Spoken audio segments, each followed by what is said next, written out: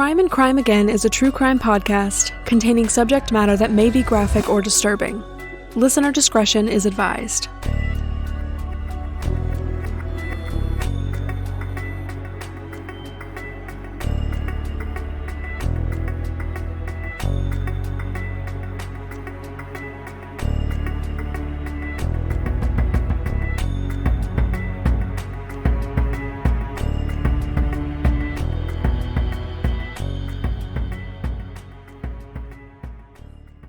The Cherokee Nation spans across the northeastern corner of Oklahoma and is home to more than 140,000 enrolled Cherokee citizens. An additional 310,000 citizens of Cherokee Nation live across the United States, totaling around 450,000.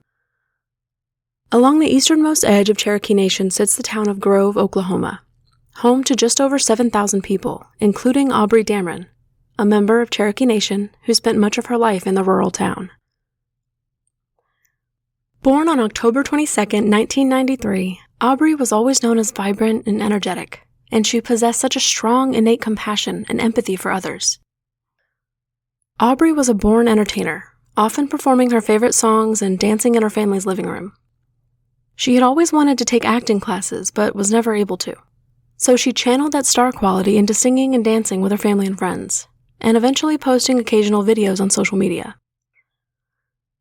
Aubrey always dreamed of someday making it as an entertainer, singing for huge crowds or acting on the silver screen.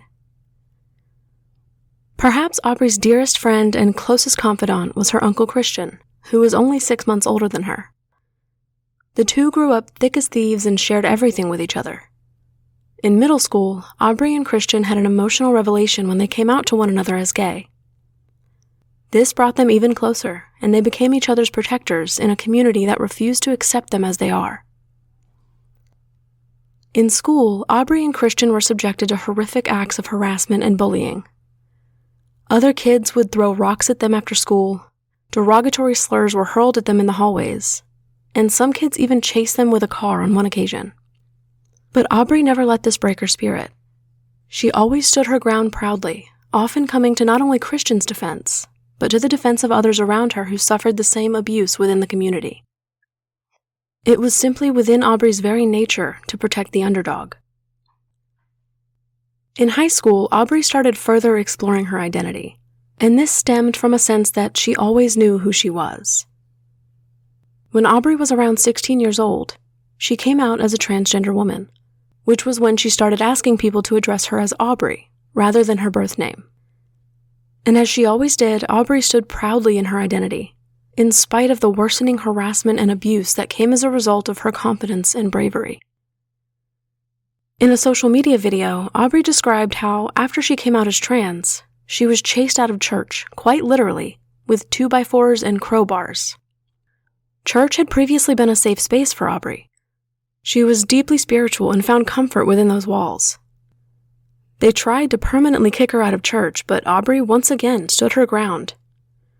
She continued going to church for 5 years after she came out. It wasn't just the community that Aubrey struggled to find acceptance from. Her mother and father also ostracized her. Aubrey's mother, Jennifer, even disowned her at one point. Over time, and after going to counseling, Aubrey and her mother eventually reconciled. But Aubrey's relationship with her father never really improved. Despite her strained relationship with both of her parents, Aubrey could always look to Christian for support and guidance. They were each other's strength. After high school, Aubrey went to Grove Beauty School with hopes of becoming a cosmetologist. She loved playing around with different makeup looks and finding new ways to express herself. After finishing beauty school, Aubrey worked a series of jobs at different fast food restaurants for a while. Sometime in late 2017 or early 2018, Aubrey moved out to New Mexico with a man she was dating named Jay. But in August 2018, Aubrey decided to return home to Grove, Oklahoma. The reasons for her decision to come back were initially unknown, but soon, Aubrey opened up to her Aunt Pam and Uncle Christian that her relationship with Jay was toxic and abusive. She expressed to them that Jay had threatened her, telling her that if she ever left him, he would kill her. And because of that, Aubrey was feeling guilty and contemplating returning to New Mexico. Fortunately, however, Christian and Pam were able to convince Aubrey that coming back home to Oklahoma was the right thing to do, and that her relationship with Jay was dangerous. So Aubrey stayed in Grove, and she moved back in with her brother, her mother Jennifer, and Jennifer's boyfriend Mike. Something to note is that Jennifer and Mike were known to use methamphetamines, and it's reported that Aubrey may have struggled with substance abuse also. After moving back home, Aubrey's personality seemed to gradually shift. By that point, Christian and Pam had actually moved away from Grove. It was typical of Aubrey to constantly be talking to or texting family, particularly Christian, on a nearly daily basis. But between August 2018 and March 2019, Christian started hearing from Aubrey less and less, until he only heard from her once a week or once every 2 weeks. This in and of itself was extremely concerning to Christian. Aubrey was always an avid user of social media, posting on a daily basis. But in early 2019, she was appearing online less and less. Her last Facebook post was on February 25th, 2019, in which she shared a post that said, quote, "You're never too important to be nice to people," end quote. On March 9th, 2019, Aubrey sent several messages to people on social media, asking for a ride from her mom's house, but no one responded to her. According to her mother Jennifer, between 3 a.m. and 3:30 a.m. on March 9th, 2019, she saw Aubrey leaving the house, wearing a black jacket, black skirt, black pantyhose, and black boots. Aubrey told her that she was going to be meeting someone, and that she would be back later. But Aubrey was never seen again. On March 11th, Aubrey's family officially filed a missing persons report with the Delaware County Sheriff's Office. But it wasn't until March 16th, 1 week after she disappeared, that Aubrey's Uncle Christian and Aunt Pam found out that she was missing. Pam received a message from a friend, sharing a post about Aubrey's disappearance. Alarmed, Pam immediately called the Grove Police Department, who redirected her to the Delaware County Sheriff's Office. The Sheriff's Office confirmed to Pam that Aubrey was in fact reported missing and had not been seen since March 9th. But they didn't offer any details to Pam, instead telling her to simply call Jennifer, Aubrey's mother. The next day, Pam called again, and this time she spoke with Captain Gale Wells of the Delaware County Sheriff's Department. And what he had to say about Aubrey's case was not at all what Pam was expecting. Captain Wells repeatedly referred to Aubrey as he during that phone call, despite Pam continuously correcting him. He then said that law enforcement did not believe that Aubrey was a missing person. When asked why he believed that, he responded by saying, quote-unquote, because of her lifestyle. Pam pressed him for an explanation, and all he could say was that Aubrey was a quote-unquote known drug user, and that quote-unquote 500 of her Facebook friends were male. He then told Pam that the sheriff's department simply didn't have the resources to search for Aubrey. Pam and Christian jumped into action immediately. They started by organizing their first search of the property where Aubrey lived on March 23, 2019, 2 weeks after she disappeared. During that search, they found a black-heeled boot, tossed in a ditch at the end of the driveway. When they shared their finding with Jennifer, however, her original story changed. She told them that Aubrey actually wasn't wearing black boots when she last saw her, but was instead wearing house shoes. Just a half-mile down the road from the house, they found a sock with a stain on it that appeared to be blood. They called an officer out to come collect the sock and send it off for testing, but unfortunately, those test results came back inconclusive. Cadaver dogs were brought out to the property during the search, and they alerted to a shed near the house. Inside the shed was a plastic kiddie pool and a large tarp with suspicious stains on it. The dogs alerted to that tarp. There's a pond on the edge of the property, and the cadaver dogs also alerted to that pond. But law enforcement never followed up on these findings.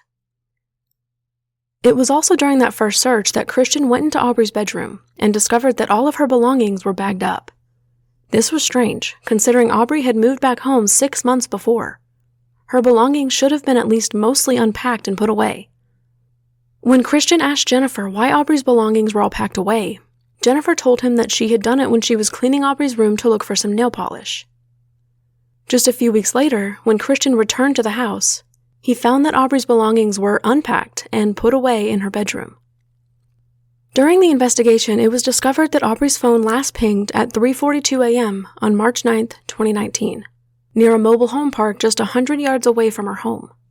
After that, there was no activity from Aubrey's phone, and no activity on her social media. To this day, Aubrey's phone has never been found. Perhaps the biggest indicator to Aubrey's family that she was in danger was that Aubrey had left her seizure medication and her purse behind when she disappeared. Aubrey had epilepsy, and she relied on that medication. It was also discovered that on March 12, 2019, the day after Aubrey was officially reported missing, Aubrey's ex-boyfriend Jay received a call from a woman named Danette, a former friend of Aubrey's. Danette told Jay that Aubrey was being held captive in Ketchum, Oklahoma, because she owed a drug debt, and that if she didn't pay the debt, she would be killed. Danette then asked Jay to send her the money to pay the debt. Jay immediately contacted Pam to tell her what was going on. This incident is peculiar. Danette called Jay on March 12th, 4 days before Pam and Christian even knew that Aubrey was missing. Aubrey's closest and dearest family members didn't even know that she was a missing person, and someone was already calling Aubrey's ex-boyfriend to tell him that Aubrey was abducted and being held for ransom over a drug debt. Just something to consider.